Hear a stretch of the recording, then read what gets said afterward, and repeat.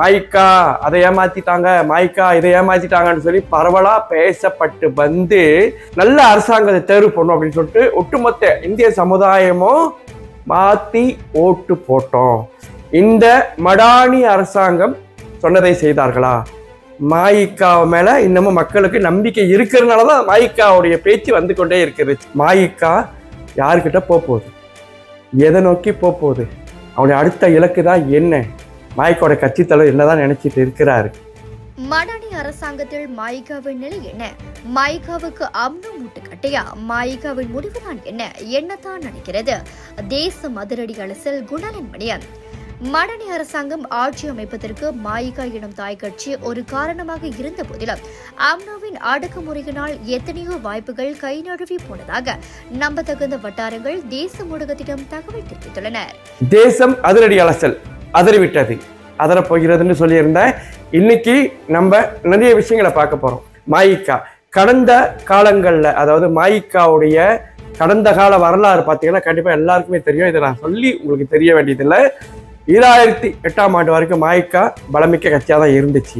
இப்போ அதாவது 2008ஆம் ஆண்டுக்கு பிறகு சில பிரச்சனைகள், அதாவது மக்களுடைய நம்பிக்கை இழந்து விட்டது என்ற முன்னாள் தலைமைத்துவத்துடைய சில போக்குனால பல பிரச்சனைகள், இதுல குறிப்பா சொல்லணும்னா மக்களுடைய நம்பிக்கை இழக்கக்கூடிய வாய்ப்பு ஏற்பட்டது. இதை நம்ம ஏத்துக்கதான் வேணும். ஏன்னா சில சமயங்கள்ல வந்துட்டு கோபம் வரும், ஆத்திரம் வரும், ஆனால் ஃபேக்ட்னு சொல்லுவாங்கல்ல, அதுதான் உண்மை. உண்மையை வந்து கண்டிப்பா நம்ம ஏற்றுக்கொள்ளதான் வேணும். ஆனாலும் கூட இப்ப உள்ள காலகட்டம், அதாவது இந்த தலைமைத்துவ காலகட்டத்துல மாயிக்கா வந்துட்டு ஒரு பலமிக்க கட்சியா இருக்கு அப்படின்னு கண்டிப்பா துணிந்து சொல்லலாம். ஏன்னா அந்த அளவுக்கு கட்சியை வந்து வலுப்படுத்தி, கட்சியை வந்து சீரமைச்சு, கட்சி வந்துட்டு கட்டுக்கு போன வழியில நடத்தி கொண்டிருக்கிறாரு தற்போதைய நடப்பு தலைவர் தான் ஸ்ரீ விக்னேஸ்வரன்.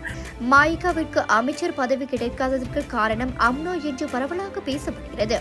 வெற்றி என்பது ஒரு சீட்டில் இருந்தாலும் வெற்றிதான். அந்த வகையில் தாப்பா நாடாளுமன்றம் மாயிகா வசம் இருப்பதால் தான் மடானி அரசாங்கம் ஆட்சி அமைக்க முடிந்தது என்பது மிகையான ஒன்றல்ல. ஒரு சீட் என்றாலும் வெற்றிதான், அதிகாரம்தான். மாயிகாவுக்கு கிடைக்க வேண்டிய அமைச்சர் பதவியை தடுத்தது அம்னோ என்ற குற்றச்சாட்டு பரவலாக உள்ளது. மாயிகாவுக்கு கிடைக்க வேண்டிய செனட்டர் என்னவானது எனும் கேள்விக்கும் தடுத்துக் கொண்டிருப்பது அம்னோவா எனும் தகவல் மாயிகா தலைவர்களுக்கு வழியை ஏற்படுத்தியுள்ளதாக தெரிகிறது. இந்த அரசியல் சூழ்நிலையில் மாயிகாவின் அடுத்த கட்ட நடவடிக்கை என்னவாக இருக்கும் எனும் கேள்வி அரசியல் ஆர்வலர்கள் மத்தியில் எழுவி செய்கிறது. அடுத்த கட்ட இலக்கை தயார் செய்து கொள்ள வேண்டிய கட்டாயத்தில் மாயிகா உள்ளது. இந்த மடானி அரசாங்கத்துல மாயிக்காவுடைய பங்கு என்ன? இது என்னோட கேள்வி இல்லை, இது எல்லாருடைய கேள்வி. மாயிக்காவுடைய தலைமைத்துவத்தை சார்ந்தவர்களை போய் நீங்க கேட்டீங்கன்னா, அதாவது இந்த கேள்வியை தான் ஸ்ரீ விக்னேஸ்வரன் அவர்கிட்ட போயிட்டு, தான் ஸ்ரீ மாயிக்காவுடைய பங்கு என்ன, அதாவது இந்த மடானி அரசாங்கத்தில் கேட்டா அவரு சிரிக்கக்கூடிய ஒரு சூழல் உருவாகும். ஏன்னா அவங்க தங்களுடைய பங்கு என்னன்றதை நிரூபிச்சிட்டாங்க. ஆனால் இந்த மடானி அரசாங்கம் இவங்களுக்கு செய்ய வேண்டிய பங்கை செய்ததா இல்லை. அதாவது கடந்த காலங்களில் பார்த்தீங்கன்னா நம்மளுக்கு மாயிக்கா அதை ஏமாத்திட்டாங்க, மாயிக்கா இதை ஏமாத்திட்டாங்கன்னு சொல்லி பரவலா பேசப்பட்டு வந்து நாம என்ன செஞ்சோம், சரி ஒரு நல்ல அரசாங்கத்தை தேர்வு பண்ணும் அப்படின்னு சொல்லிட்டு ஒட்டுமொத்த இந்திய சமுதாயமும் மாத்தி ஓட்டு போட்டோம். மாத்தி ஓட்டு போட்டு இப்போதைய, அதாவது தற்போது இருக்கிற மடானி அரசாங்கத்தை நம்ம தேர்வு பண்ணோம். இந்த மடானி அரசாங்கம் சொன்னதை செய்தார்களா? இல்லைன்னு தான் சொல்லணும். ஏன்னா ஒரு சின்ன விஷயங்கள்ல மட்டும் நம்ம எடுத்துக்குவோமே. அதாவது மாயிக்கான்றது தாய் கட்சி. ஒரு காலகட்டம் வரும்போது மாயிக்கா என்ன செய்தது, இந்த பிரச்சனைக்கு மாயிக்கா என்ன செய்தது, அந்த பிரச்சனைக்கு என்ன நம்ம கேள்வி மேல கேள்வி கேட்ட. இது மாயிக்காவுக்கு துதிப்பாடுற ஒரு அதிரடி அலசல் கிடையாது.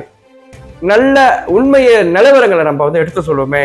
கண்டிப்பா இதை நான் சொல்லும் பொழுது சிலருக்கு வந்துட்டு ஏற்றுக்கொள்ளக்கூடிய மனப்பக்குவம் இல்லாமல் போகலாம். சில சமயங்கள்ல இவன் கூஜா தூக்குறான்னு கூட சொல்லலாம், பிரச்சனை இல்லை. சொல்றவங்க சொல்லட்டும், நம்ம பேசுறத நம்ம பேசிக்கிட்டு தான் இருக்க போறோம். மடானி அரசாங்கத்தில் இந்தியர்களுக்கு கிடைக்க வேண்டியது கிடைக்கவில்லை என்பதை மாயிகா உட்பட அனைவரும் ஒப்புக்கொள்ளவே செய்கின்றனர். அப்படியானால் அடுத்த பொது தேர்தலில், அதாவது 2026 அல்லது 2027 நடைபெறும் பொது தேர்தலில் நம்பிக்கை கூட்டணியின் பலம் குறையலாம் என் கேள்வி எழவே செய்கிறது. இது மாயிகாவுக்கும் கண்டிப்பாக தெரியும். ஆனால் அம்னோவின் நிலைப்பாட்டை பொறுத்துதான் மாயிகா நடவடிக்கை எடுக்கும் என்றால் அது சரியான நடவடிக்கையாக அமையாது என்பது மாயிகா அரசியல் ஆர்வலர்களின் கருத்து. சரி, இப்ப நான் சொன்ன மாதிரி இந்த மடானி அரசாங்கம் வந்து ஆட்சி அமைக்கிறதுக்கு மாயிக்காவுடைய ஒரு சீட் தேவைப்பட்டுச்சு. அவங்க ஆட்சி அமைச்சிட்டாங்க. அவங்ககிட்ட சொன்ன விஷயம்னா உங்களுக்கும் ஏதாவது ஒரு வாய்ப்புகள் வழங்கப்படும். செஞ்சாங்களா? செய்யல. சரி, அது போகட்டும். மாயிக்காவுடைய நிலைப்பாடை தாண்டி சில விஷயங்கள், இந்திய சமுதாயத்திற்கு நான் வெற்றி பெற்றால் இதை செய்கிறேன், அதை செய்கிறேன், அப்படி செய்கிறேன், எப்படி செய்கிறேன் சொன்ன இந்த அரசாங்கம் சொன்னதை செய்ததா? இது இல்லை என்பது தெளிவான உண்மை. எல்லாருக்குமே அது தெரியும். இதை விஷயங்களை செய்யல, அதை விஷயங்கள் செய்ய, நிறைய விஷயங்கள், அதாவது அடிப்படை பிரச்சனைகளுக்கு தீர்வு இல்லைங்க. நிறைய விஷயங்கள் இங்க இருக்குது. அடிப்படை பிரச்சனைகள், அடிப்படை தேவைகள், சமுதாயத்துடைய அடிப்படை பிரச்சனைகள், ஆலயங்கள், கோயில்கள், இந்த மாதிரி தமிழ் பள்ளிகள், சமூக நலன் சார்ந்த பல பிரச்சனைகளுக்கு அடிப்படை. ஆனால் மக்கள் என்னமோ வந்துட்டு மாயிக்காவை தான் கேள்வி கேட்குறாங்க. மாயிக்கா என்ன செஞ்சிச்சு, இந்த பிரச்சனைக்கு மாயிக்கா வாய் திறக்கல, இந்த பிரச்சனைக்கு மாயிக்கா ஒன்றும் பண்ணல அப்படின்னு கேள்வி மேல் கேள்வி. அப்படி என்றால் ஒரு விஷயத்துல புலப்படுது. என்ன புலப்படுது? மாயிக்கா மேல இன்னமும் மக்களுக்கு நம்பிக்கை இருக்கிறதுனாலதான் மாயிக்காவுடைய பேச்சு வந்து கொண்டே இருக்குது. சரி, மாயிகாவின் அடுத்த கட்ட நடவடிக்கை என்ன? மாயிகா என்ன செய்ய போகிறது? மாயிகா தேசிய முன்னணியில் இருந்து வெளியேறி பரிகாத்தா நேஷனல் கூட்டணியில் இணையும் அதிரடி முடிவை எடுக்குமா என்ற கேள்விக்கு எடுக்க வேண்டும் என்பது அரசியல் ஆர்வலர்களின் கருத்து. அடிப்படை பிரச்சனை நம்ம சொல்லிட்டே போலாம். சரி, அதெல்லாம் போட்டோம். இப்போ மாயிகா என்ன செய்ய போகுது? அடுத்த எலெக்ஷன்ல எதை நோக்கி போறது? இப்ப மிக அண்மையில ஒரு ஒரு கேள்வியை தேசிய தலைவர்கிட்ட முன்வைத்தோம். நீங்க என்ன செய்ய போறீங்க? உங்களுடைய அடுத்த கட்ட இலக்கு என்ன? ஏன்னா ஏறக்குறைய உண்மையிலேயே கடந்த 2022ஆம் ஆண்டு 19ஆம் தேதி 5ஆம் மாசத்துல வந்து எலெக்ஷன் நடந்துச்சு. இப்ப அடுத்த எலெக்ஷன் 5 ஆண்டுகள் பூர்த்தின்னு பார்த்தீங்கன்னா 2027ஆம் ஆண்டு தான் வந்துட்டு தேர்தல் நடக்கணும். ஆனா பொதுவாகவே என்ன நடக்கும்னா 4 ஆண்டுகளில் தேர்தல் நடக்கும். 3 ஆண்டுகளுக்கு பிறகு கண்டிப்பாக எந்த நேரத்தில் தேர்தல் வைக்கலாம். 3 ஆண்டுகளுக்கு பிறகு கண்டிப்பாக தேர்தல் வைக்க முடியும். கடந்த காலங்களில் பார்த்தீங்கன்னா 4 ஆண்டுகளுக்கு கண்டிப்பாக தேர்தல் நடந்துச்சு. இந்த ஒரு 2 தவணைகள் 3 தவணைகளை பார்த்தோம் 4 ஆண்டுகளுக்கு தேர்தல் நடந்தது. அதாவது ஒரு முறை தேர்தல் நடந்துச்சு. அப்படியானால் 2026ஆம் அடுத்த ஆண்டு கண்டிப்பாக தேர்தல் நடக்கும். மாயிக்கா யாருக்கிட்ட போகுது? எதை நோக்கி போகுது? அவனுடைய அடுத்த இலக்கு தான் என்ன? மாயிக்காவோட கட்சித் தலைவர் என்னதான் நினைச்சிட்டு இருக்கிறாரு? நாட்டின் 16வது பொது தேர்தலில் மாயிகா தனது பலத்தை நிரூபிக்க தான் திரு முஹிதீன் யாசின் தலைமையிலான தேசிய கூட்டணியில் இணைய வேண்டியது காலத்தின் கட்டாயம். கடந்த காலங்களில் பாஸ் கட்சியுடன் இணைந்து பேசியது போல் நடக்குமேயானால் மாயிகா மறுமலர்ச்சி ஏற்பட வாய்ப்பு இருக்கிறது என்பது பரவலான கருத்து. மாயிகா அதனை துணிந்து செய்யுமா? எளிய வலையானாலும் தனி வலை வேண்டும் என்பதை போல மாயிகாவுக்கு இன்னொரு தனி வழி வேண்டும். அது என்ன வழி? தேசம் மதுரடி அலசல் தொடரும். சரி, மாயிக்கா என்ன செய்ய போகுது அப்படின்னு சொல்லி கேள்வி கேட்டுட்டு இருந்தோம். இவங்க வந்து அடுத்த எலெக்ஷனுக்கு தயாராக்கிட்டு இருக்காங்க. ஆனா கண்டிப்பா ஒரு முடிவு எடுத்துட்டாங்க. என்ன செய்ய போறாங்க அப்படின்றது வந்துட்டு ரொம்ப ரகசியமா இருக்குது. ஆனா பொதுவுல பார்க்கிறப்ப, ஏன்னா இப்ப அண்மைய காலமாக சில விஷயங்களை கேள்விப்படும் போது என்ன நடந்துகிட்டு இருக்கு அப்படின்னு பாத்தீங்கன்னா, அம்னோ வந்து பல விஷயங்கள்ல வந்து மாயிக்கா முட்டுக்கட்டையா இருக்குது. அம்னோ அப்படின்னு சொல்றதை விட அம்னோடைய தேசிய தலைவர் ரத்தோஸ்ரீ ஜயித் அமிடி அவர் தான் வந்து நாட்டோடைய துணை பிரதமரும் கூட. இதுல என்ன ஒரு விஷயம் எங்களுக்கு தகவல் தெரிய வந்துச்சுன்னா, ஒரு செனட்டர்ஷிப் கொடுக்கறதுக்கு இன்ன வரைக்கும் கொடுக்கல. இந்த செனட்டர்ஷிப் கொடுக்கறதுக்கான ஏற்பாடுகள் அதாவது செய்யப்பட்ட நேரத்துல அது அம்னோ தான் வந்து முட்டுக்கட்டியா அதை வந்து ஹோல்ட் பண்ணி வச்சிருக்காங்க அப்படின்ற தகவல் வந்து எங்களுக்கு அசிஞ்சிருக்குது. கொடுக்கல அவங்களுக்கு வந்துட்டு. ஏன் கொடுக்கல அப்படின்னு பார்க்கும்போது இதுலயும் ஒரு அரசியல்.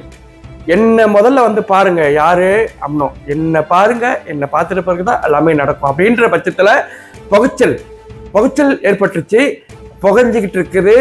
இந்த புகை வந்து நெருப்பா பத்துமா அப்படின்றது காலம்தான் பதில் சொல்லணும். இருந்தாலும் கூட இப்போ உள்ள சூழல்ல பாத்தீங்கன்னாக்கா கண்டிப்பா மாயிக்கா ஒரு தீர்க்கமான முடிவை எடுத்து விட்டார்கள். இந்த காலகட்டம், அதாவது இந்த ஆட்சி முடிகிற வரைக்கும் கண்டிப்பா இவங்களோட தான் இருந்து ஆகணும். அதுக்கு மாற்று வழி கிடையாது. ஆனால் இந்த ஆட்சிக்கு பிறகு, அதாவது தேர்தல் நடக்குது அப்படின்றத அறிவிச்சுட்டா கண்டிப்பா மாயிகா அடுத்த மாற்று வழியை கையாளறதுக்கான வாய்ப்புகள் இருக்கிறது. கண்டிப்பா இன்னமும் மாயிகா தனக்கு முட்டுக்கட்டையா இருக்கக்கூடிய அம்னோவை நம்பணுமா அப்படின்றது கேள்விக்குறி. நான் முதல்ல என்னுடைய வாய்ஸ் ஓவர்ல சொன்னது மாதிரி எலி வலையானாலும் தனி வலை வேணும்னு சொல்லியிருந்தேன். அந்த தனி வழிய மாயிகா ஏற்படுத்திக்கணும் அப்படின்றது நம்மளுடைய கோரிக்கை. கண்டிப்பா அது என்ன, கண்டிப்பா மாயிகா பெர்காத்தா நேஷனலுக்கு போகணும் அப்படின்றது பலருடைய கோரிக்கை. மாயிகா பெர்காத்தா நேஷனலுக்கு போகுமா, தான் ஸ்ரீ மொய்தீன் யாசினோட சந்திப்பு நடத்துமா? ஏன்னா அடுத்த தேர்தலில் மாயிகா தன்னுடைய பலத்தை நிரூபிக்க வேண்டும் என்றால் கண்டிப்பா பாஸ் கட்சியோடையும் பெர்காத்தா நேஷனலோடையும் இணைந்தால் தன்னுடைய பலத்தை மீட்க வாய்ப்பு இருக்கிறது. இது எங்களுடைய அதிரடி அலசல்ல நாங்கள் செஞ்ச ஒரு உண்மை, நாங்கள் கண்டறிந்த ஒரு உண்மை. கண்டிப்பா ஏன்னா பாஸ் கட்சியோட இணையும் போது என்ன நடக்கும்னா உங்களுக்கு கண்டிப்பா தெரியும். மாயிகா போடக்கூடிய இடங்கள்ல அவங்க போட மாட்டாங்க. ஏன்னா ஏற்கனவே ஒரு கூட்டணி நடந்தது. மாயிகா பாஸ் கட்சியோடைய சந்திப்பு நடத்தாத கூட்டணி அப்படின்றத ஒரு சந்திப்பு நடந்தது.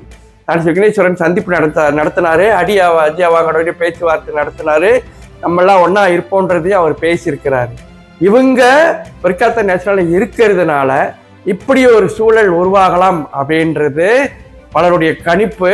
இருந்தாலும் எல்லாமே மாயிகாவுடைய தேசிய தலைவர் தான் ஸ்ரீ விக்னேஸ்வரன் என்ன நினைக்கிறாரு அப்படின்றத பொறுத்தது. ஏன்னா அவருடைய ஒரு முடிவு டைனமிக் லீடர் மாதிரி முடிவெடுக்கிறாரு. சில விஷயங்கள் மக்களுக்கு எரிச்சலா இருக்கு, என்னடா அவர் இப்படி பண்ணிட்டாரு. ஆனால் அவருடைய முடிவு பார்த்தீங்கன்னா கடைசியில எல்லாரும் என்ன சொல்றாங்க, ஆமா அவர் செஞ்சதா சரி அப்படின்னு சொல்லக்கூடிய அளவுக்கு ஒரு முடிவை ஏற்பார். அவருக்கு துணையாக ரத்தோஸ்ரீ சரவணன் இருக்கிறாரு. அதனால இந்த இரு தலைவர்களும் சேர்ந்து நல்லது ஒரு முடிவை எடுப்பாங்கன்னு எதிர்பார்க்கிறோம். கண்டிப்பா என்னுடைய தேசம் அதிரடி அலசல் முழுமையாக இல்லாவிட்டாலும் ஓரளவுக்கு இந்த கேள்விகளுக்கு ஒரு பதிலை சொல்லி இருக்கும் என்று நம்பி நான் விடைபெறுகிறேன். தேசம் குணாளன் மணியம். மீண்டும் அதிரடி அலசல்ல சந்திப்போம். நன்றி, வணக்கம்.